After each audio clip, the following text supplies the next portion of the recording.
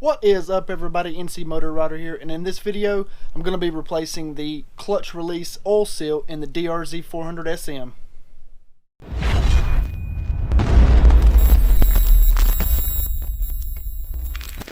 So the other day I was kind of looking over the DRZ and noticed a oil leak coming from the clutch release. It wasn't a real bad leak, but I definitely want to go ahead and get it fixed. So I done some searching online, figured out that there is an oil seal down in there. I figured out the part number.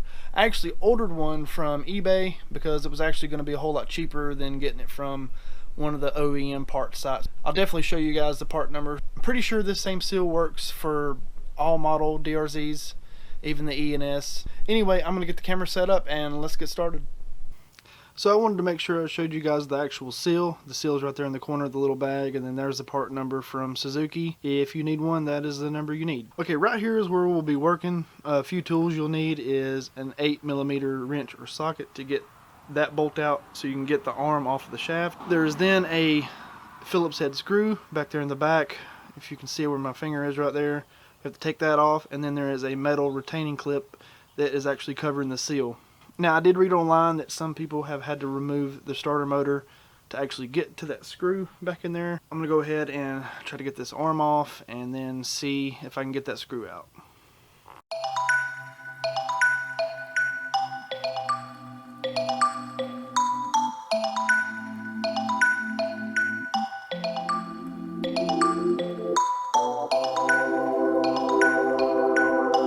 Alright guys, so I actually ended up loosening up the starter motor and moving it out of the way because there was absolutely no access to that screw. And to do that, I actually removed my seat, the back piece of plastic that covers the exhaust, and I removed the exhaust from where it hooks to the head pipe back. And even then, the bolts that hold the starter in were not that easy to get to, but I got them out and got the starter back, and I got the screw out, so I just got to get that retaining clip out and then try to pry the old seal out so I can put the new seal in.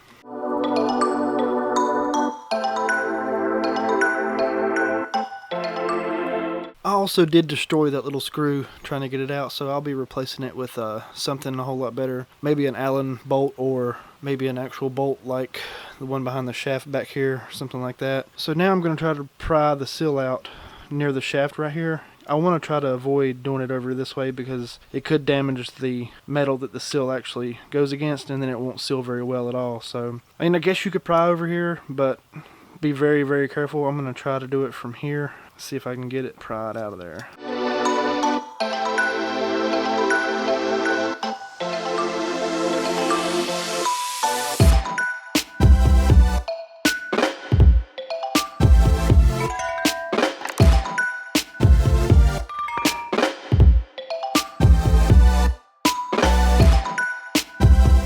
Alright, so I got the new seal seated in there. And now I got to put the little retaining ring or retaining clip, whatever you want to call it, back on there. And see if I can find a new screw to hold that in. And hopefully this leak will be fixed.